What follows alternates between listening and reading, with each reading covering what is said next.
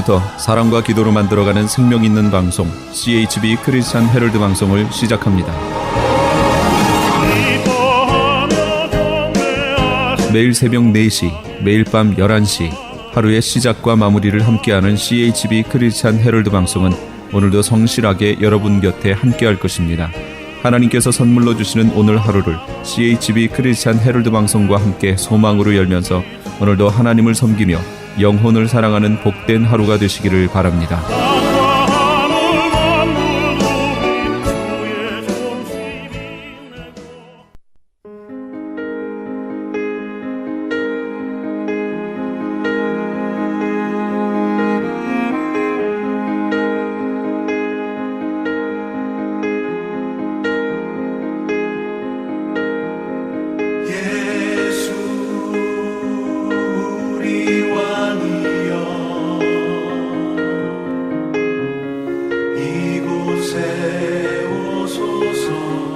영혼의 쉼터.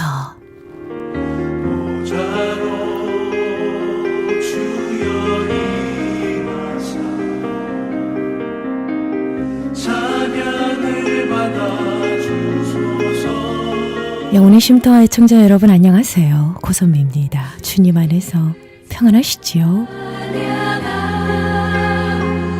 자신을 돌이켜보고 반성할 줄 아는 사람은 인생의 모든 것을 좋은 약으로 삼을 수 있습니다. 실패는 누구나 한다고 하죠. 하지만 실패를 돌아보고 반성하는 사람의 마음가짐이 성공을 만든다고 하네요. 내 잘못을 반성하고 다른 이의 잘못까지 너그럽게 용서할 수 있는 관용을 베풀 줄 아는 저와 여러분 되시길 소망합니다.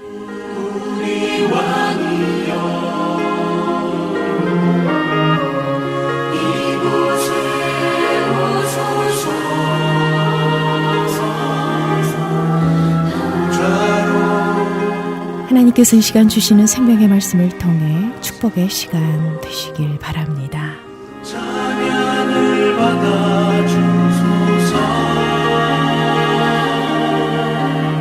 이 시간 함께하고 계시는 영혼의 쉼터는요, 저희 크리스천 헤럴드 웹사이트chtb1888.org ch라디오를 통해 편안한 시간에 다시 들으실 수 있습니다.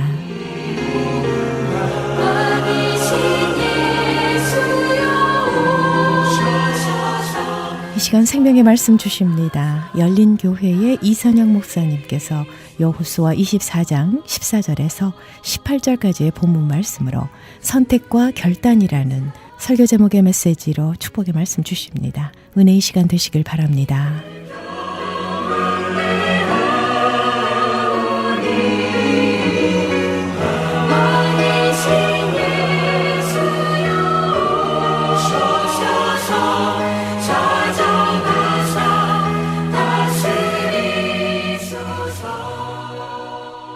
오늘 15절에 보면 자, 누구를 선택하라고 얘기하고 나서 이스라엘 백성이 어떻게 반응하냐는 겁니다. 16절에 백성들이 이렇게 대답하죠.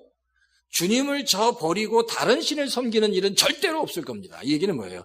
내가 하나님만을 섬기겠습니다. 절대 이방 신을 섬기는 일은 없을 겁니다. 라고 다짐을 하고요. 그리고 오늘 우리가 다 읽진 않았지만 19절부터 28절까지 계속해서 사실 여호수아가 질문하고 절대 우리는 하나님만을 섬길 겁니다. 이방신을 섬기는 일은 없을 겁니다라고 다짐하고 또 다짐하고 다짐합니다. 그리고 여호수아는 그 다짐을 계속하고 그 다짐을 받아요. 그게 오늘 여호수아서 24장 1절부터 마지막까지의 그 내용입니다. 그런데 보세요. 그렇게 여호수아가 이스라엘 백성들을 향해서 그런 다짐을 내가 하나님만 섬기겠습니다라는 다짐을 받고 다 받았는데 그런 이스라엘 백성들의 그 굳은 결심이 언제까지 갔는지 아세요? 그렇게 계속 다짐을 받았는데 그 이스라엘 백성의 결심은 자, 여호수아서가 24장의 마지막입니다. 그리고 그 다음이 사사기인데 여호수아가 죽고 얼마 되지 않아서 이스라엘 백성들은 다 하나님을 잊어버리기 시작했습니다. 다 잊어버리는 거예요. 그래서 사사시대, 하나님을 알지 못하는 영적으로 정말 암흑의 시대인 사사시대로 들어갈 수밖에 없었다라는 겁니다. 그러니까 여호수아는 알았던 것 같아요. 내가 만약에 죽고 이제 이스라엘 백성들이 그냥 가나안 땅에 있게 될 때 이들이 하나님을 떠나겠구나라고 생각했던 것 같아요. 사실 이들이 하나님을 떠났던 여러 가지 원인 중에 여러 가지 원인이 있겠지만 그 중에 하나는 그거 같아요. 하나님을 섬기겠다고 정말 수없이 각오하고 다짐했지만 이들이 삶 속에서 편안함을 누려가면서 치열하게 전쟁하면서 살아갈 때는요, 하나님을 놓지 않았고 하나님의 은혜를 구했고 하나님의 도움을 구했고 기도했습니다. 근데 삶 속에서 편안하게 살아가면서 그냥 그 이방 문화에 젖어가기 시작하면서 하나님께 받은 은혜를 잊어버리고 하나님을 잊어버리고 하나님의 말씀을 잊어버리기 시작했습니다. 하나님에 대한 관심이 점점 희미해졌고 하나님과 관계가 멀어지기 시작했다는 겁니다. 이게 지금 성경이 얘기하는 겁니다. 자, 이런 시점에서 지금 여호수아가 바로 이제 질문을 하는 겁니다. 자, 여호수아가 지금 이스라엘 백성들이 이런 상황에서 지금 여호수아는 그 이스라엘 백성들의 신앙과 믿음을 회복시키기 위해서 무엇을 하고 있느냐, 무엇을 촉구하고 있는지 오늘 본문을 통해서 그걸 한 두 가지 정도만 찾으려고 합니다. 여호수아가 이스라엘 백성들에게 촉구하는 것 첫 번째는 여호수아는 이스라엘 백성들 안에 있는 죄성을 다시 한번 지적하면서 그걸 드러내려고 합니다. 이런 거예요. 그 죄성이라는 편안함의 안주에서 하나님을 잊어버리는 죄성입니다. 편안함의 안주에서 하나님을 잊어버리고 하나님의 은혜를 잊어버리는 그 보편적인 사람들의 죄성을 다시 한번 이렇게 기억나게 한다는 겁니다. 자, 성경을 한번 보세요. 성경 오늘 성경을 찾으셨죠? 여호수아서 24장 19절을 한번 보십시오. 자, 여호수아서 24장 19절. 오늘 우리가 19절에 보면 성경이 이렇게 기록합니다. 자, 19절 보세요. 자, 그러나 여호수아는 한번 다 같이 한번 읽어보시겠어요? 시작. 그러나 여호수아는 백성들에게 이렇게 말하였다. 당신들은 주님을 섬기지 못할 것입니다. 여기까지요. 자, 여호수아가 백성들에게 말했는데 당신은 주님을 섬기지 못할 거라고 미리 얘기하고 있습니다. 지금 이 이야기는 계속 다짐을 하는 거예요. 당신은 누굴 선택하겠느냐라고 했을 때 이스라엘 백성들은 나는 하나님을 절대 떠나는 일이 없을 겁니다. 이방신은 절대 섬기지 않을 겁니다라고 얘기했는데 바로 19절에 다시 또 얘기합니다. 아니야, 당신들은 하나님을 섬기지 못할 거야 라고 말씀하고 있다는 겁니다. 그러면서 하나님은 거룩하신 하나님이시고 질투하시는 하나님이시기 때문에 당신들의 허물과 죄를 용서하지 않을 거예요 라고 말씀하고 있다는 겁니다. 그러니까 지금 여호수아는 알고 있었던 것 같아요. 이스라엘 백성이 자기가 죽고 이제 자기가 없어지면 하나님을 거역하고 이방 문화와 더불어 그냥 살아갈 것이라는 것을 이 여호수아는 어느 정도 짐작하고 있었던 것 같습니다. 그러니까 이 여호수아에게 있어서 이스라엘 백성의 그 정체성을 유지하는 데 있어서 가장 중요한 것, 신경을 썼던 것이 하나님 앞에서의 그 순결성이었습니다. 하나님 앞에서의 순결성. 다른 이방 문화와 섞이지 않고 하나님 앞에서 얼만큼 이스라엘 백성이 순결성을 지키느냐의 문제가 바로 여호수아에게 있어서 가장 관심의 대상이었고 이스라엘 백성이 생존하고 정말 하나님 앞에서 살아남을 수 있는, 영적으로 살아남을 수 있는 가장 중요한 이슈가 순결성이었다. 그런데 사실 그건요, 이 당시에 이스라엘 백성도 그렇지만 이 땅을 살아가는 우리에게도 하나님 앞에서 하나님의 성도가 가져야 할 영적인 순결성은 너무너무 중요합니다.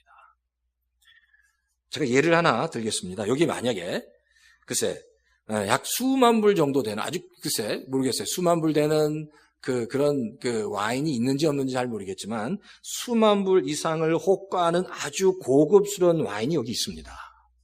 네. 이제 그런 걸로는 이제 성찬식은 못 하잖아요. 근데 와인이 있는데 그 와인을 이제 따라서 마셔야 되는데 잔이 있어요. 근데 그 잔에 이물질이 있다고 한번 생각해 보십시오. 더러운 이물질이 그 잔에 있습니다. 그러면 어떻게 하시겠어요? 그 잔이 있는데 그 잔을 따라 마셔야 되는데 그 잔에 이물질이 있다면, 더러운 이물질이 있다면 그 잔에 그냥 그 수만 불이나 되는 그 와인을 그냥 부어서 드시겠습니까? 어떻게 하시겠습니까? 어떻게 하시겠어요? 그냥 부으시겠어요? 당연히 그 잔을 물로 깨끗하게 정결하게 씻을 뿐만 아니라 물까지 다 닦아서 아주 깨끗하게 만든 후에, 그리고 그 수만 불이라는 아주 고급 와인을 부어서 그 향을 음미하면서 드실 거예요. 그렇죠? 그렇게 할 겁니다. 근데 사실 신앙생활도 똑같습니다.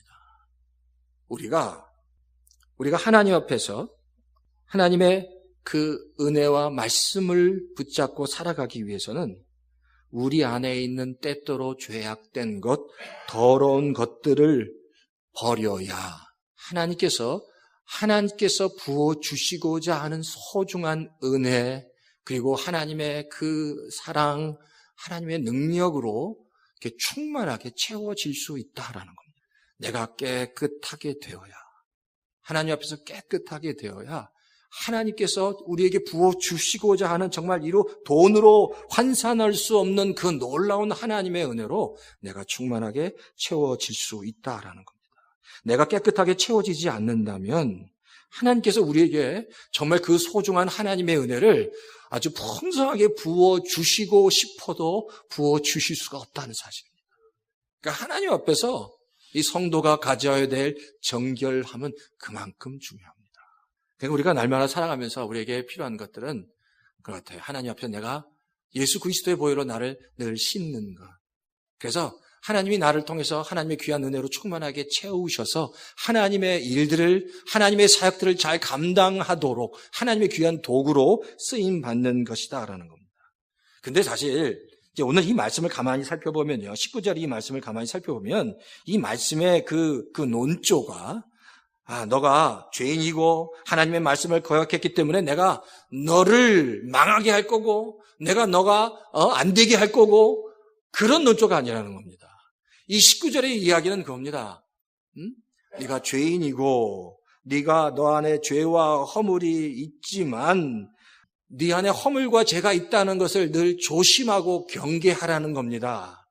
그리고 너가 죄를 짓고 하나님 앞에서 범죄했다면 하나님 앞에 나와 씻은 받고 또 내가 넘어졌다면 포기하지 말고 다시 하나님께 손 내밀면 내가 내 손 붙잡아서 일으켜 세워주겠다라는 그러한 우리를 안으시고자 하는, 우리 손잡아 다시 일으키고자 하는 하나님의 마음이 이 말씀 안에 있다는 겁니다.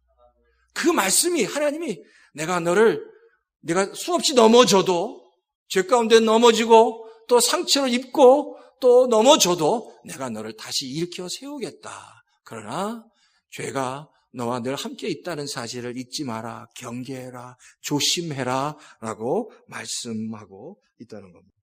이게 그런 게 중요한 것 같아요.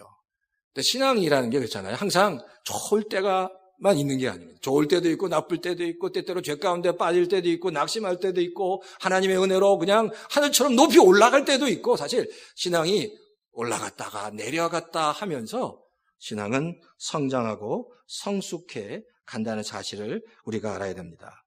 근데 그런 말이 있습니다. 죄가 많은 곳에 은혜가 더 많다고. 어떨 때는요, 사실 그런 것 같아요. 좋은 환경에서, 그냥 정말 좋은 환경에서 신앙생활 하는 것보다 정말 힘들고 열악한 환경에서 신앙생활 할 때 더 귀한 열매를 맺을 수도 있다는 겁니다. 그게 물론 어떤 하나님의 섭리이기도 한 것 같아요.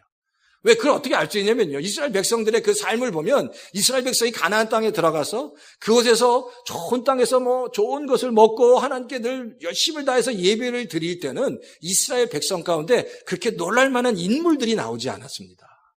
근데 이스라엘 백성이 더 공경에 처할 때, 어려움에 처할 때, 특히 이스라엘 백성이 그 바벨론의 포로가 되어서 완전히 이스라엘 나라가 완전히 무너졌고 절망할 수밖에 없고 희망이 없을 때, 놀랍게요, 하나님은 그 절망의 때, 그 포로 완전히 하나님이 버림받았다고 생각했던 그 절망의 때 하나님은 더 많은 믿음의 신실한 사람들, 일꾼들을 더 많이 세우셨다는 겁니다.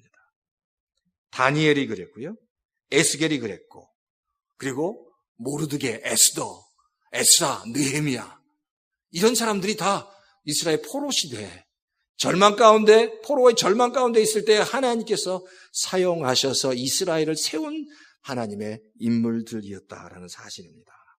그러니까 때때로 힘들고 어렵고 막 마음이 무너질지라도 하나님을 바라면 하나님께서는 우리에게 늘 그 힘들고 어려운 때라도 더 좋은 것으로 더 놀라운 하나님의 은혜로 우리를 채워주시는 그 은혜가 있다는 사실입니다. 그 하나님의 은혜. 그러니까 우리가 늘 바라는 것, 하나님, 그 하나님의 은혜로 나를 채워주십시오. 그 하나님의 은혜가 필요합니다. 그런 하나님의 은혜를 우리 구하시는, 그리고 연약할 때도 하나님께 나가고 연약할 때도 하나님을 의지하겠습니다. 나를 보는 게 아니라 내가 하나님만 보고 나가겠습니다. 그렇게 하나님만 바라보고 나가시는 우리 열린교회 모든 성도님 다 되시길 주의 이름으로 축원합니다. 자, 두 번째는요. 지금 여호수아는 이스라엘 백성들을 향해서 하나님에 대한 분명한 확신과 증거를 가지라. 그 증거를 가슴에 새기라고 말씀하고 있습니다. 자, 그 말씀이 25절과 26절에 보면 25절과 26절 한번 보시겠어요? 성경 한번 찾아보십시오. 자, 여호수아서 24장 25절과 26절. 한번 이건 이제 성경을 찾아보십시오. 자, 좀 시간을 좀 드리겠습니다. 여호수아서 24장 25절 26절에 보면 여호수아가 이스라엘 백성들을 향해서 뭘 요구하고 있는지 말씀하고 있어요. 자, 한번 읽겠습니다. 다 같이 읽겠습니다. 시작. 그날 여호수아가 세겜에서 백성들과 언약을 세우고 그들이 지킬 율례와 법도를 만들어 주었다. 26절입니다. 여호수아가 이 모든 말씀을 하나님의 율법책에 기록하고 큰 돌을 가져다가 주님의 성소 곁에 있는 상수리 나무 아래 두고. 자, 첫 번째, 율법책에 기록했다. 하나님께서 주신 말씀, 율례와 법도를 기록했다는 것. 두 번째, 뭐예요? 큰 돌을 가져다가 성소 옆에 있는 상수리 나무 밑에 두었다는 겁니다. 이 상수리 나무라는 이야기는 이게 소위 영적인 제사를 드리는 곳, 그런 의미가 있습니다. 자, 이건 보통 상수리 나무 옆에서 제사를 드리고 제단을 세웠는데 바로 그곳에 뭘 뒀다고요? 큰 돌을 두었다는 겁니다. 그리고 이스라엘 백성들은 그 세겜 땅에 있는 상수리 나무 옆에 있는 그 돌을 보면서 뭘 생각할까요?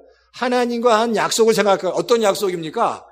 하나님, 저는 절대 이곳에 살지만 이방신을 섬기지 않고 하나님만을 섬기겠습니다. 절대로 다른 신을 섬기지 않겠습니다라고 한 약속을 이스라엘 백성들이 생각하도록 했다라는 겁니다. 자, 그러니까요. 우리가 신앙생활 가운데 여호수아는 우리가 여호수아서 3장에 보면 3장 4장에 보면 요단강이 갈라지는 사건이 있습니다. 아시죠? 요단강이 갈라지는데 그 요단강이 갈라질 때 여호수아가 이스라엘 백성들 그 각 지파마다 지키는 게 뭐가 있죠? 요단강이 갈라졌을 때 그 요단강 속에서 돌 하나씩 취해서 길갈에다가 기념비를 세웁니다. 근데 그 기념비가 뭘 의미하죠? 하나님께서 이스라엘 백성을 위해서 요단강을 갈리셨다는 것을 기념하기 위해서 길갈에 기념비를 세우셨습니다. 그러니까 그게 기념비를 세운 이유는 하나님이 바로 우리 이스라엘 백성을 위해서 요단강을 갈리신 것을 기념하고 기억하기 위해서 바로 그 기념비를 세웠다라는 것. 자, 그러니까 그 기념비를 보면서 하나님이 하셨습니다. 하나님이 우리를 도우셨습니다라고 계속해서 기억할 수 있는 겁니다. 그래서 그 기념비를 보면서 이스라엘 백성들과 그 후손들은 하나님이 하신 것을 기억했을 거다라는 겁니다. 그러니까 우리가 신앙생활 하는데 한 게 이게 중요합니다. 그러나 하나님께서 내 인생 가운데 하신 것들을 기억하는 겁니다. 그러니까 우리가 자꾸만 잊어먹어요. 그러니까 우리가 죄인이라는 게 그런 것 같아요. 죄인이라는 게 우리 안에 있는 아픔이나 상처는 그거는 잘 안 잊어먹는데 하나님이 주신 은혜, 하나님께 주신 축복, 정말 하나님의 전능하신 하나님의 은혜로 주신 것들을 다 잊어먹습니다. 예. 우리가 이제 예전에 제가 한번 말씀드린 미움받을 용기라는 책에 보면 아들러라는 그 심리학자가 그런 얘기를 해요. 그리고 이 아들러라는 심리학자랑 그 융이라는 신학도 완전히 정반대입니다. 아들러라는 신학자는 우리 안에 있는 상처, 우리 안에 있는 그 아픔보다 더 중요한 건 내가 앞으로 나에게 허락될 그 정말 하나님의 그 축복과 그 미래를 바라보라고 얘기하는데, 사실 이 융이나 또 그런 심리학자들은 자꾸만 상처에 대해서 얘기합니다. 근데 사람은 그런 거예요. 자꾸만 상처에 대해서 더 많이 생각합니다. 더 많이 생각해요. 근데 정말 하나님도 지금 말씀하는 게 바로 그겁니다. 내가 너에게 한 축복을 기억하라는 겁니다. 내가 너에게 한 정말 하나님의 은혜를 기억하라는 거예요. 잊지 말라는 겁니다. 그게 우리를 영적으로 살리고 회복시킨다는 겁니다. 그러면서 그걸 생각하면서 하나님이 나와 함께 하시는구나라는 것, 하나님이 나를 늘 도우시는구나, 내가 힘들고 어려울 때 하나님께서 나를 지키시는구나라는 사실을 잊지 않는 거다라는 겁니다. 자, 신약에 보면 예수님의 제자 중에 베드로라는 사람이 나옵니다. 잘 아시죠? 베드로. 잘 아시죠? 자, 그런데 이 베드로에게 있어서 신앙의 기념비적인 사건이 하나 있습니다. 베드로에게 있어서 신앙의 기념비적인 사건. 바로 그 사건은 요한복음 5장에 나오는 갈릴리 호수 사건입니다. 디베랴 바다라고도 하고요. 갈릴리 호수 사건입니다. 자, 이 사건 너무 잘 아실 겁니다. 이 사건의 내용은 바로 이겁니다. 베드로가 어느 날 밤새도록 고기를 잡았는데 한 마리도 못 잡았다는 겁니다. 밤새도록 고기를 잡았는데 한 마리도 못 잡았는데 그 다음날 예수님이 베드로에게 찾아오셔서 말씀하십니다. 다시 그곳, 한 마리도 잡지 못한 그곳에 가서 다시 고기를 잡으라고 말씀하십니다. 근데 여기서 보면요, 그대로 말씀하시고 그냥 보낸 게 아니라 그 다음날 아침에 밤새도록 고기를 잡고 실패해서 다시 그물을 닦고 있는 베드로를 향해서 예수님께서 그 베드로를 옆에 배 안에 이제 태운 다음에 그 오전 내내 계속해서 말씀을 무리들에게 전하면서 그 이야기를 베드로가 다 듣게 합니다. 그러니까 베드로가 오전 내내 예수님께서 하시는 말씀을 들었습니다. 하나님의 말씀으로 충만해졌다는 겁니다. 하나님의 말씀으로 충만해지면서 어땠을까요? 베드로에게는 다시 예수님에 대한 믿음과 확신이 생기기 시작했습니다. 가득 찼습니다. 말씀이 가득 찼습니다. 내가 하나님을 신뢰하면 되는구나. 그래, 가득 찼습니다. 그리고 예수님이 베드로에게 다시 말씀하셨습니다. 바로 내가 어제 실패했던 그 장소로 가서, 그 깊은 곳에 가서 다시 그물을 던져보렴. 근데 그때, 어제 베드로가 던졌을 때, 지금 그 다음날 베드로가 던졌을 때 차이가 뭘까요? 어제 던졌을 때, 지금 베드로가 던졌을 때 차이가 뭘까요? 딱 한 가지입니다. 어제는 베드로 혼자 가서 그물을 던졌는데, 바로 그 다음날 예수님을 만난 다음에 그 베드로의 마음과 생각 속에는 하나님의 말씀과 하나님에 대한 믿음과 확신이 가득 차 있었습니다. 하나님 말씀대로 순종하면 될 줄 믿습니다라는 확신과 믿음이 가득 차 있었다라는 겁니다. 바로 그 차이 하나. 우리가 신앙생활하면서 그런 것 같아요. 우리 삶 가운데 정말 지지리도 해결되지 않은 일들이 있습니다. 너무 철옹성같이 변화되지 않을 것 같은 견고한 진들, 절대로 무너지지 않을 것 같은 견고한 진들이 우리의 삶 가운데 있습니다. 이런 일들을 경험하게 되면 성도들이 지칠 수밖에 없습니다. 지치죠. 왜? 아무리 정말 봐도 해결될 수 없을 것 같은 너무 철옹성 같은 무너지지 않는 견고한 진이기 때문입니다. 이제 그런 일들이 어떨 때는 자녀에게, 어떨 때는 회사나 비즈니스나 또 여러 가지 일들 가운데 그런 일들이 있을 때 성도는 절망할 수밖에 없고 힘들 수밖에 없다는 겁니다. 그런데 중요한 건 그겁니다. 그때 그런 견고한 진들 앞에서라도 우리가 끝까지 희망을 놓지 말아야 될 것은 그겁니다. 하나님이 나와 함께 하실 때, 하나님의 때에 반드시 하나님께서 해 주실 것이다 라는 믿음과 확신입니다. 그러니까 이것을 놓지 말아야 합니다. 당장 그 일들이 내 눈앞에서 내 삶 속에서 이루어지지 않아도 그러잖아요. 당장 그런 일들이 일어나지 않을지라도 하나님께서 하시면 될 줄 믿습니다라고 고백해야 한다는 겁니다. 어떤 목사님이 기도하는데 자기 친구를 위해서 기도하는데 62년 걸렸다고 합니다. 어떤 30년 걸리고 40년 걸리고 제일 오래 걸린 친구가 62년 동안 친구의 구원을 위해서 기도했는데 그 친구가 그 목사님의 장례식에 와서 예수님을 믿게 됩니다. 그러니까 그렇게 오랜 시간 정말 무너지지 않은 견고한 성 같은 일도 믿음을 갖고 기도할 때 하나님께서 역사해 주신다는 겁니다. 이게 지금 하나님께서 베드로에게 이런 훈련을 시키시는 것 같아요. 믿음으로 하나님께 나가라. 믿음으로 나가라. 믿음으로 다시 말씀을 가지고 실패의 자리에 다시 나가라. 그때 하나님의 놀라운 승리가 하나님의 은혜를 경험하게 될 것이다. 이게 바로 신앙의 길이다라고 말씀해 주고 계신다는 겁니다. 하나님의 은혜에 대한 그 기념비를 품는 것. 제가 마지막으로 이 말씀 한번 드리고 마치겠습니다. 여러분, 그 국제시장이라는 영화 다 보셨죠? 많이 보셨을 겁니다. 국제시장. 예. 뭐 직접 영화관에서 보시기도 하고, 뭐 영화 다운로드해서 보시기도 하고, 국제시장을 많이 보셨을 겁니다. 이 국제시장에 글쎄 제가 사진을 좀 보여드렸으면 더 좋았을 텐데 그냥 머리로 좀 상상. 국제시장의 그 마지막 장면 생각나십니까? 이 마지막 장면은 이 덕수라는 사람이 노인이 돼서 나이가 아주 많아졌습니다. 근데 이 노인이 된 덕수가 이제 그 집에 그 가족들, 자기 자손들, 손자, 손녀들이 다 같이 모여서 떠들썩하게 노래하고 음식을 먹고 있었어요. 그날이 설날이었던 것 같아요. 설날에 가족들이 다 거실에 모여서 떠들썩하게 웃고 노래하고 음식을 먹고 막 그러고 있는데 그때 이 이미 노인이 된 덕수가 혼자 방에 들어가서 흥남부두에서 헤어진 아버지 사진을 봅니다. 흥남부두에서 헤어진 아버지 사진을 보면서 이 노인이 된 덕수가 아버지에게 이렇게 혼자 소리로 말합니다. 이렇게 얘기하는 거예요. 아버지, 이만하면 나 잘 살았지. 아버지 이만하면 나 잘 살았지.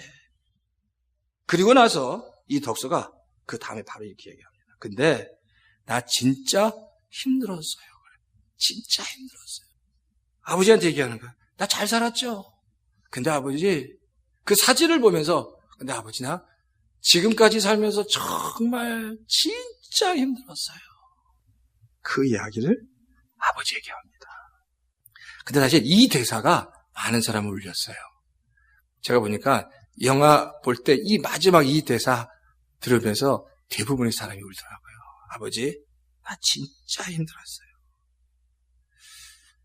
우리가 이 땅을 살아가다가 나중에 하나님 앞에 갔을 때 우리가 다 알고 이 땅에서의 삶, 신앙의 여정이 그렇게 쉽지 않은 여정이라는 것, 여행이라는 거 우리가 다 압니다. 근데 우리가 마지막 하나님 앞에 섰을 때 하나님이 그러시겠죠. 하나님 앞에 우리가 하나님 그래도 나는 잘 살았습니다. 나 잘 살았습니다. 라고 하나님 앞에 얘기해야 되지 않을까라는 거예요. 그래도 나 잘 살았습니다. 근데 그 다음 얘기는 하지 않아도 하나님이 그래, 네가 정말 힘들었던 거 나도 알아. 정말 힘들었던 거 내가 다 안다. 하나님이 그 말씀 하실 것 같아요. 왜? 이 땅에서 신앙생활하는 거 그렇게 쉽지 않습니다. 참 쉽지 않아요. 여러 가지 참 많은 일들이 있습니다. 믿음을 지킨다는 게 그렇게 쉽지 않아요. 근데 이 땅에서 신앙생활 다 하고 하나님 앞에 갔을 때 하나님 그래도 나 정말 열심히 살려고 애썼습니다. 잘 살았죠? 했을 때 하나님이 그런 소리 하셔야죠. 그래, 잘 살았어. 근데 정말 힘들었던 거 안다. 정말 힘들었던 거.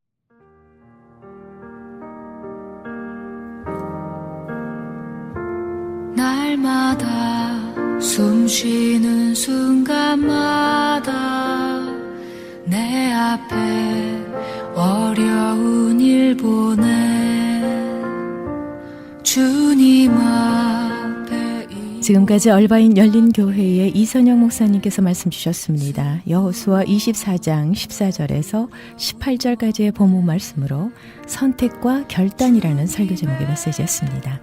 말씀을 통해 은혜 많이 받으셨는 줄 믿습니다. 항상 좋은 거 주시도다. 얼바인 열린교회의 위치는 1701 에딩거 애비뉴 산타하나에 자리하고 있습니다. 말씀 듣고 신앙상담 원하시는 분은 714쪽입니다. 647-9161 714-647-9161번으로 문의하시면 되겠습니다.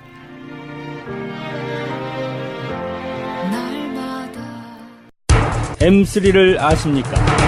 무슨 병에 걸렸던지 큰 효과를 준다는 신비한 영양제. 혈액에 영양을 공급하여 힘이 생기니까 피곤하지 않고 이제는 지팡이 없이 걸을 수 있다고 많은 분들이 간증을 합니다. 혈액 해독, 기력 회복, 뼈 골수 영양 공급, 심장, 뇌, 혈전 용해. 유태인 회사가 제조한 특수 영양제. M3. 혈액 순환을 잘 되게 하는 최고급 영양제. M3. 크던 작던 아픈 곳이 있다면 M3. 213-435-9600, 213-435-9600번입니다. 정직한 마음으로 권해드립니다.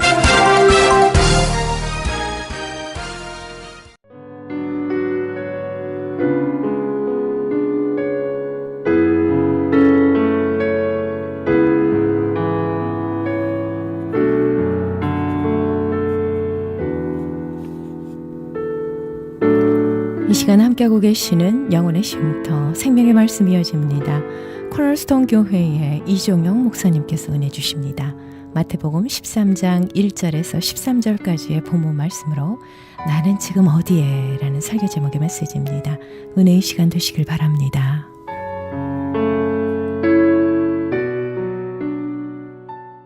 오늘 이 말씀으로 주님의 음성을 듣는 그런 시간이 되기를 원합니다.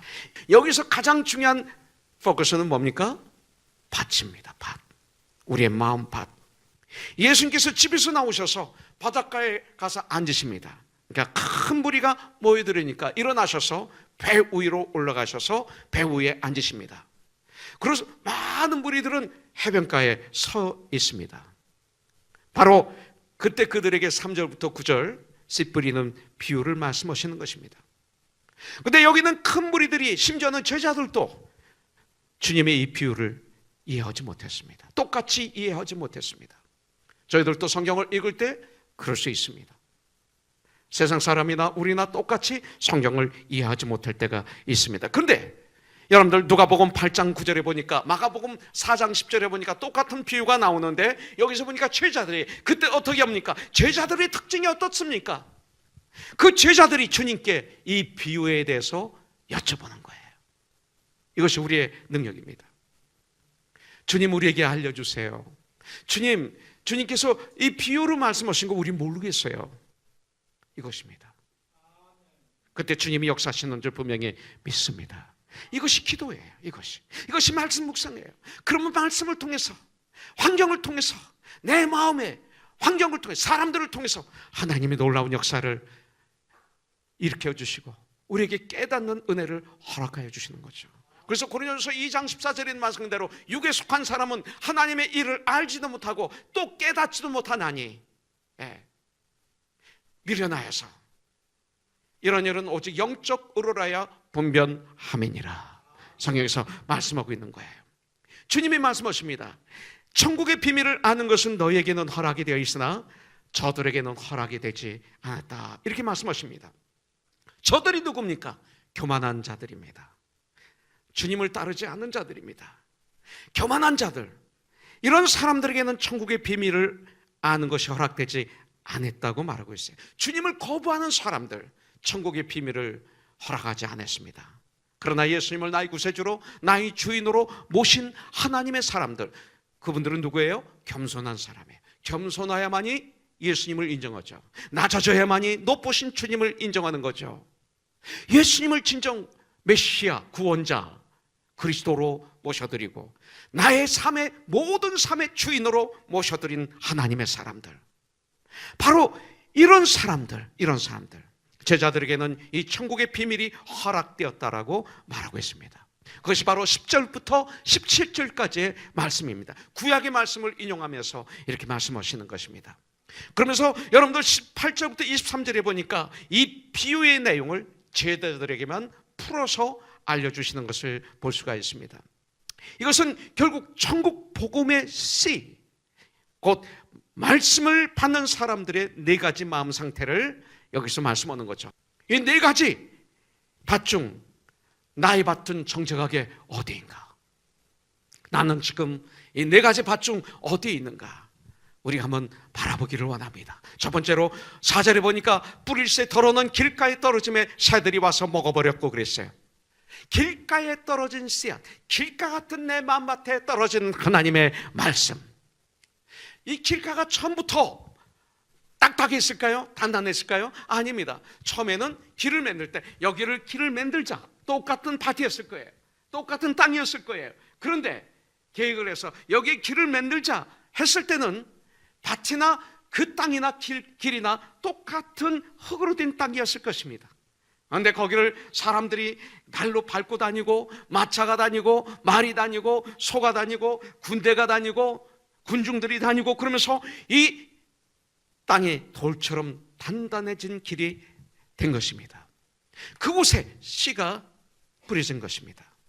여러분들, 인간의 마음도 그렇죠. 우리가 어렸을 때 우리 어린이들의 마음밭이 어떻습니까? 물론 죄하고 죄인으로 태어나지만 그러나 우리 어린아이들 잘 받아먹습니다. 참 부드럽습니다, 마음밭이. 그러나 시간이 지나면서 부모님의 영향이 우리 자녀들에게 가죠. 부모님의 모습이 자녀들에게 비춰지죠. 그래서 그 자녀의 문제는 부모의 문제라는 말도 있죠. 예외는 좀 있지만 부모들의 영향력 속에서 이 아이들이 자랍니다. 그러면서 조금 있으면 그 이웃의 영향을 받게 되죠. 특히 이 시대는 인터넷, 텔레비전, 라디오, 그 다음에 그 매스미디어, 신문 이런 걸 통해서 영향을 받습니다. 정말 예수 믿는 하나님의 사람도 하루의 삶을 분석해 보면 그 중에 성경을 읽는 시간은 단지 몇십 분밖에 안 될 것입니다.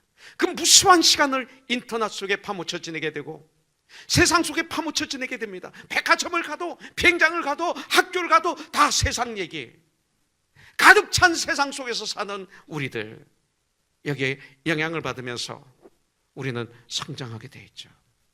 여러분들, 그래서 우리가 세상의 것을 듣고 보고 배우는 가운데 여러 가지 경험을 쌓으면서 죄를 지면서 가끔 선한 일도 하면서 나름대로의 인생관이 형성이 됩니다.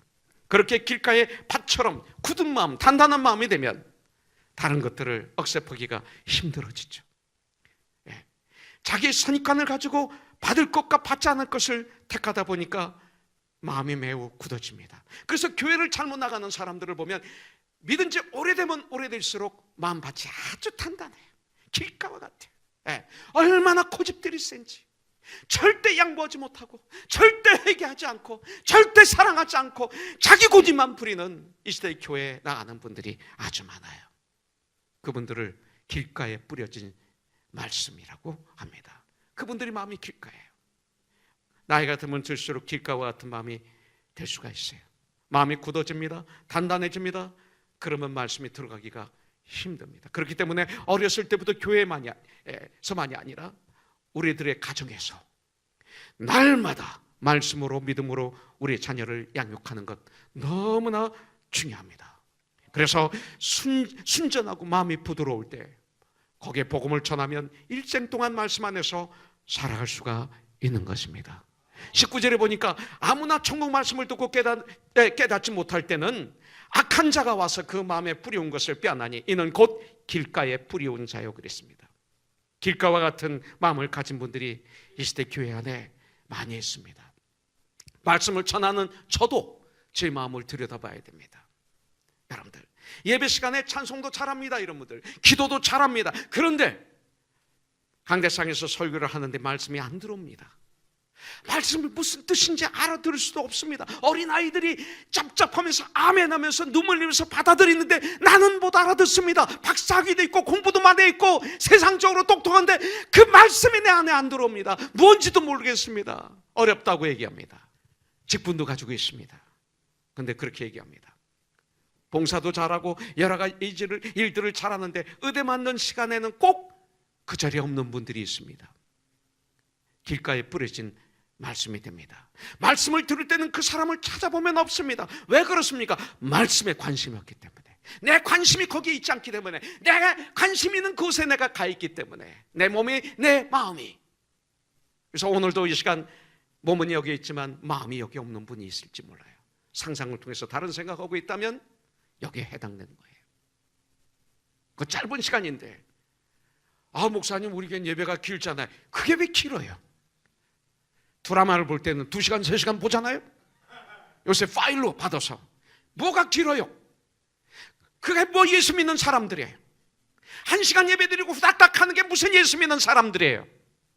그게 뭐예요? 그게 뭐예요? 그래서 세상에서 빛과 소금의 역할을 감당할 수 있을까요? 능력 있는 삶을 살 수 있을까요? 그게 좋은 땅에 뿌린 씨일까요? 돈 버는 얘기를 들으면 자다가도 벌떡 일어난다면 문제 있잖아요. 건강 얘기를 하면 그냥 벌떡 그리고 귀가 쏠려요. 내가 좋아하는 스포츠 얘기하면 그냥 귀가 쏠려요. 세상적인 주의나 지식이나 물질적인 부여함으로 교만해지면 말씀이 들어가지 않습니다. 교만하면 말씀을 들어도 내 위조로 말씀을 받습니다. 여기에 문제가 있는 것입니다. 얼마나 많은 사람들이 얼마나 많이 말씀을 듣는지 모르는데 자기 생각으로, 자기 방법으로, 자기 위주로 말씀을 듣는 거죠. 주님의 말씀으로 말씀을 들어야 돼요. 주님의 마음으로 말씀을 받아야 돼요. 말씀이 안 들어가면 그 영혼은 문제가 생기기 시작합니다. 병들기 시작합니다. 변질되기 시작합니다. 기독교의 모든 것은 말씀을 통해서 이루어지지 않습니까? 창세기 1장을 보십시오. 1장 3절에 보니까 뭐라고 그랬어요? 하나님이 이르시되, 1절에 보니까 태초에 하나님이 천지를 창조하시니라. 땅이 혼돈하고 공허하며 흑암이 깊음 위에 있고 하나님의 영은 수면 위에 운행하시니라. 이런 어둠 혼돈 속에서 3절에 주님이 말씀하십니다. 하나님이 이르시되 빛이 있으라 하시니 빛이 있었고. 말씀으로, 여러분들, 말씀으로 구원을 얻는 믿음도 말씀을 통해서 오지 않습니까? 로마서 10장 17절에 보니까 그러므로 믿음은 들으면서 나며 들음은 예수 그리스도의 말씀으로 말미암느니라. 우리의 믿음이 성장하는 것도 말씀을 통해서 성장한다고 성경은 말하고 있지 않습니까? 디모데후서 3장 15절부터 17절에 보면 또 어려서부터 내가 성경을 알아나니 디모데야, 성경 말씀은 능히 너로 하여금 그리스도 예수 안에 있는 믿음으로 말미암아 구원에 이르는 지혜가 있게 하느니라. 16절 모든 성경은 하나님의 감동으로 쓰여진 것으로 교훈과 책망과 바르게 함과 의로 교육하기에 유익하니. 17절 이는 하나님의 사람으로 온전하게 하여 모든 선한 일을 행할 능력을 갖추게 하려 함이라. 하나님의 말씀. 모든 기독교 역사가 말씀을 통해서 일어났는데 말씀 자체가 그 마음에 들어가지 않으면 우리는 가장 불행한 인생이 될 수밖에 없어요. 말씀에 대한 거룩한 욕심을 가질 수 있기를 주님의 이름으로 축복합니다. 말씀에 목마르세요. 말씀에 목말라야 돼요. 말씀에 갈급해야 돼요. 말씀에 추려야 돼요. 이것이 축복입니다. 사랑의 하나님이 나의 길과 같은 교만하고 단단한 마음을 사랑의 징계로, 고난의 쟁기로 갈아엎어야 돼요. 오늘 여러분들, 고난이 저주가 아니에요. 불행이 아니에요. 시편 119편 67절 71절에 보면 고난 당하기 전에는 내가 그릇 같더니 고난 당한 후에 내가 비로소 주님의 말씀을 깨달아 알았나이다. 고난은 나에게 유익이었다 고백하고 있습니다. 여러분들, 이 고난이라는 것 우리에게 왔을 때 시험 들어서 쓰러지지 마시고 이것이 내 마음밭을 가는 그냥 쟁기가 되셔서 내 단단한 마음을 가는 축복의 시간으로 바꾸는 우리 코너스톤이 되기를 주님의 이름으로 간절히 축복합니다. 호세아서 10장 12절에 보니까 너희가 자기를 위하여 공의를 심고 내 마음밭에 인애를 거두라, 사랑을 거두라, 너희 묵은 땅을 기경하라, 갈아라. 지금이 곧 여호와를 찾을 때니 마침내 여호와께서 오사 공의를 빛처럼 너희에게 내리시리라. 여러분들, 우리의 마음이 아무리 단단하고 강단해도 하나님의 말씀에 쟁기로 갈게 되면 그 좋은 땅, 좋은 마음의 밭으로 바뀌게 될 줄 분명히 믿습니다. 여러분들, 왜 말씀이 안 깨달아집니까? 말씀에 대한 마음이 관심이 없기 때문에 그렇습니다. 우리들의 마음이 길가와 같지 않기를 주님의 이름으로 축복합니다. 오늘 길가 같은 마음이라면 오늘 회개하시고 결단하시고, 그리고 정말 하나님의 말씀으로 나를 가는 훈련을 하십시오. 오늘 받은 이 말씀을 그대로 내 마음에 받아들이고 감사하고 마음에 품어서, 그래서 싹이 나고 자라서 아름다운 천국의 곡식 열매가 맺히는 좋은 땅과 같은 나의 마음이 될 수 있도록 우리가 날마다 죽도록 큐티하고 죽도록 하나님 말씀을 무릎을 꿇고 읽으시기를 주님의 이름으로 축복합니다. 자, 돌밭에 떨어진 씨앗이 있습니다. 돌밭과 같은 우리의 마음을 가진 사람이 있습니다. 5절부터 6절에 보니까 더러는 흙이 얕은 돌밭에 떨어짐에 흙이 깊지 아니하므로 곧 싹이 나오나 해가 돋은 후에 타서 뿌리가 없으므로 말랐고 그랬어요. 여러분들, 돌밭은 돌이 많은 밭을 말하는 것이 아니라 이스라엘 돌밭은 뭐냐면 이 바위 위에, 그 위에 얇은 흙이 덮여 있는 밭을 말합니다. 네. 이스라엘 땅들은 대부분 암석으로 되어 있기 때문에 그렇습니다. 그래서 어떤 곳은 흙을 조금 파보면 밑은 다 바위가 되는 거죠. 바로 돌밭은 바로 그런 경우를 말합니다. 우리가 흙인 줄 알았는데 파보면 우리 마음이 바위예요. 이것을 돌밭이라고 말합니다.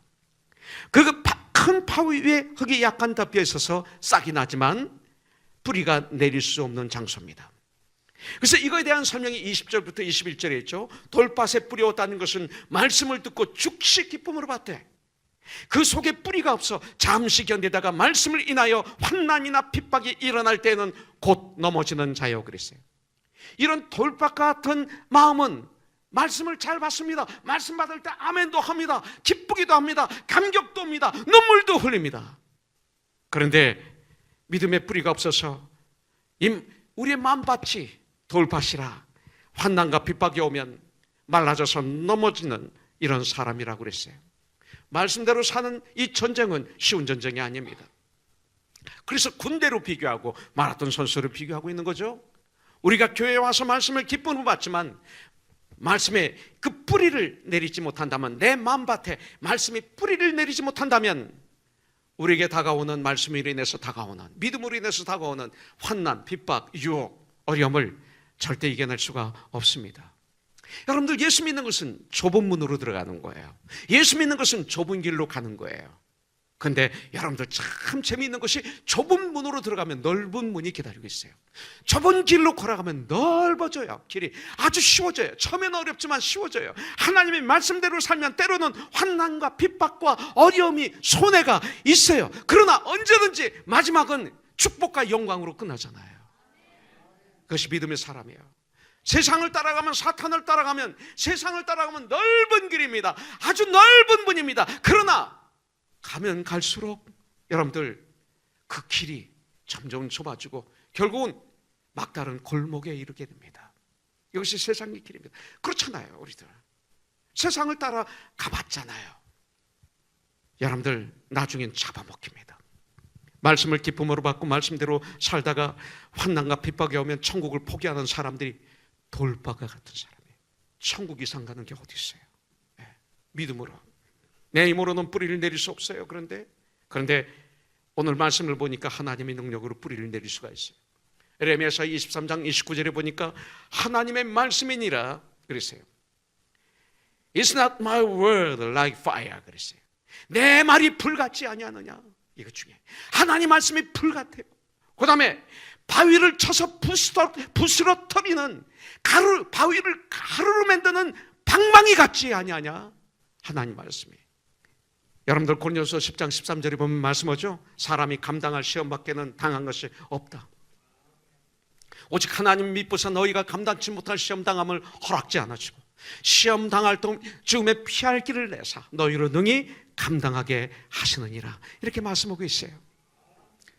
여러분들 염려가 많은 것 가시덤불 같은 마음이에요. 그런 말씀이 뿌리를 내리지 못하고 열매를 맺지 못해요. 여기 보니까 가시덤불 같은 마음에서 열리는 건 뭐예요? 재물의 유혹이라고 그랬어요. 재물의 욕, 돈에 대한 욕입니다. 좀 더 많이 가지고 싶어하는 탐심에 대한 욕입니다. 물론 우리 그리스도인들 물질은 필요합니다. 여러분들, 우리 그리스도인들은 하나님께서 주시는 지혜를 가지고 더 성실하게, 더 충성스럽게 열심히 노력해서 많은 돈을 벌어야 됩니다. 그래서 하나님의 영광을 위해서, 선한 일을 위해서 우리는 사용해야 됩니다. 그런데 문제는 그 물질의 노예가 되면 안 된다는 거예요. 물질만 사랑하면 안 된다는 거예요. 하나님보다 물질을 더 사랑하면, 성경에서 뭐라고 그래요? 골로새서 3장 5절에 보니까 탐심은 우상숭배라 그랬어요. 디모데전서 6장 10절에 보면 돈을 사랑함이 일만하게 뿌리가 되다니 이것을 탐내는 자들은 미혹을 받아 믿음에서 떠나 많은 근심으로서 자기를 찔렀도다. 저도 여러분과 똑같은 지체예요. 몸을 이루고는 지체일 뿐. 형제예요, 여러분들의. 그것도 세상 생각이에요. 목사는 그러면 되고 나는 그러면 안 된다. 우리는 왕 같은 제사장이에요. 그런 정도의 믿음 생활을 하니까 우리가 힘이 없는 거예요. 직분이에요. 은사예요. 난 목사의 은사, 여러분들은 각자 다른 은사가 있는 거예요. 좋은 땅에 떨어진 씨앗을 보겠습니다. 마지막으로. 더러는 좋은 땅에 떨어지면 어떤 것은 100배, 어떤 것은 60배, 어떤 것은 30배 결실을 하였느니라. 좋은 땅입니다. 말씀을 듣고 깨달아 열매를 맺습니다. 말씀을 듣는 사람이에요. 말씀을 들을 뿐만 아니라 그 말씀을 깨달아 그 말씀 속에서 살아갑니다. 그래서 열매가 맺힙니다. 그것이 23절이 얘기입니다. 좋은 땅에 뿌리웠다는 것은 말씀을 듣고 깨닫는 자니 결실하여 혹 100배, 혹 60배, 혹 30배가 되느니라 하시더라. 언제나 하나님의 말씀에 대해 내 마음이 열려있고 그 말씀을 그대로 받아들이는 마음, 빈 마음, 가난한 마음, 한마디로 말하면 어린아이와 같은 마음. 어린아이와 같은 마음은 뭐예요? 예수님께서는 어린아이들이 오는 것을 금하지 말라 하시면서 품에 안으시고 축복하시면서 천국은 이런 자의 것이라고 말씀하셨어요. 어린아이는 어떻습니까? 엄마가 없으면 못 살아요. 물론 고아이는 선생들이 부모가 있지만 엄마가 없으면 못 살아요. 전적으로 부모를 의지하는 게 바로 어린아이들이죠. 어린아이의 마음이죠. 하나님 말씀을 들을 때 어린아이처럼 그렇게 예수님을 사모하는 자, 그렇게 말씀을 사모하는 자, 하나님이 없는 삶을 못 사는 삶, 이것이 바로 좋은 땅에 떨어진 씨앗입니다. 하나님의 말씀을 진정으로 내 마음에 받아들이면 천국의 사람들에게 천국의 능력이 나를 통해서 역사시키기 시작해요. 하나님의 말씀을 정말 좋은 땅과 같이 받아들이면 내 마음이 천국의 기쁨이 내 심장 속에서 역사하기 시작합니다. 그러면 사람이 달라져요. 미워하던 사람을 용서하게 돼요. 판단하고 정죄하던 사람이 이제는 나 자신을 돌아보게 돼요. 가치관이 바뀌어요. 억울한 눈물이 아닌 감사의 눈물이 흘리기 시작해요. 예수를 믿고 말씀에 열매를 맺으면 나의 인생이 바뀌어요. 여러분들, 이전에 좋게 보이던 것들이 이제는 싫어져요. 이전에 재밌던 것들이 이제는 재미가 없어지기 시작해요. 참 중요한 것이 무엇인지 보이고 들리고 알게 됩니다. 그리고 행하게 되죠. 가치관이 바뀝니다. 체질이 바뀝니다. 왜 내가 삶이 그렇게 바뀌지 않습니까? 왜 이렇게 내가 변화되지 않을까요? 우리의 마음이, 말씀이 열매 맺는 좋은 땅의 마음이 아니기 때문에 그런 거예요. 그걸 알아야 돼요. 나에게 문제가 있어요. 난 지금 어디에 있습니까? 길가, 돌밭, 가시덤굴밭, 좋은 땅. 길가와 같고 돌밭, 가시덤불 같기 때문에 세상에 먹고 사는 문제 때문에 염려가 가득 차서 육신의 정욕, 안목의 정욕, 이생의 자랑에 대한 욕망으로 나의 믿음이 가려워져서 기운이 막혀서 그 멋있는 성장이 이루어지지 않고 있는지요. 그렇다면 이것을 어떻게 고칠 수 있을까요? 에레미야서 23장 29절에 말하고 있잖아요. 내 말은 불과 같지 않으냐? It's not my word like fire. 말씀하고 있어요. 하나님의 말씀은 내 마음에 있는 모든 염려와 물질에 대한 탐심의 가시던 불을 태울 수 있는 불입니다. 성령의 불입니다. 나의 모든 것을 태워 없애줄 수 있는 유일한 분, 예수님. 그 말씀, 우리는 이 시간 내 마음에 있는 염려의 가시던 불, 탐심의 가시던 불을, 교만을, 시기를, 질투의 가시덤불, 이것을 태워주시옵소서. 우리 주님께 기도하십시오. 기도는 응답입니다. 그러면 주님이 도와주셔서 내 마음이 좋은 마음밭이 됩니다. 내 마음이 옥토가 됩니다. 여러분들, 그래서 우리가 열매를 맺어야 돼요. 말씀은 불입니다. 파이어. 어떤 가시던 불이라도 태울 능력이 말씀에 있습니다. 그래서 진정 천국의 사람들이 천국의 사람입니다. 그런데 천국의 사람의 삶을 살자고요. 그리스도인의 삶을 살아야 돼요. 진정한 천국의 백성입니다. 그러면 진정한 천국의 백성의 삶을 우리가 살아서 30배, 60배, 100배의 열매를 맺는 놀라운 역사, 우리를 통해서 있게 될 줄 분명히 믿습니다. 말씀이 떨어질 때마다, 말씀이 선포될 때마다, 그것이 이종용이든 그 어떤 목사든 어떤 전도사든 어떤 성도든 관계없이 말씀이 떨어질 때는 팔짱을 끼고 다리를 꼬고 교만한 마음으로 쳐다보면서 판단하고 정죄하고 그러지 마세요. 말씀 앞에 무릎을 꿇어야 돼요. 그 말씀이 성경이라면 무릎을 꿇어야 돼요. 이것이 옥토예요. 이것이 좋은 땅이에요. 하나님 말씀이 떨어질 때마다 그 말씀을 내 마음에 잘 모시세요. 우리 천국 사람들의 마음에 심겨져서 싹이 트고 자라 꽃이 피고, 그래서 귀한 성령의 열매를 맺어 진정한 천국의 사람의 삶을 누리는 거예요. 의와 기쁨과 화평, 의와 희락과 화평을 마음껏 누리는 진정한 천국의 생활을 하는, 그래서 하나님의 나에게 향하신 참된 목적을 깨달아 알아 이루어가는 그런 멋있는 우리가 되길 주님의 이름으로 축복합니다.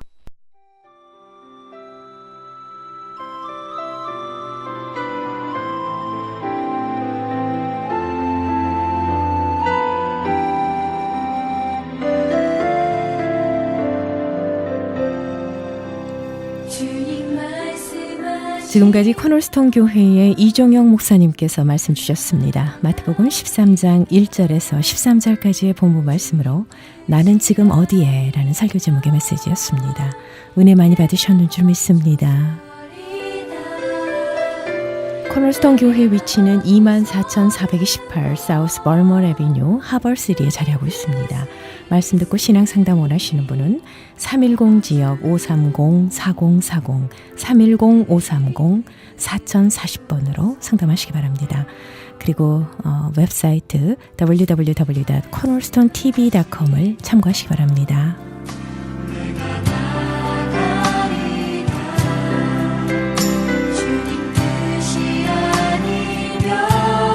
지금까지 저희 크리스천 헤럴드에서 보내드리는 선교방송 영혼의 쉼터 함께 하셨습니다. 주님 말씀하시면 은혜로운 찬양 함께 하시면서요. 저는 여기서 물러가겠습니다. 지금까지 저 고선미였습니다. 주님의 말씀 안에서 평안한 밤 되십시오. 고맙습니다. 사랑합니다.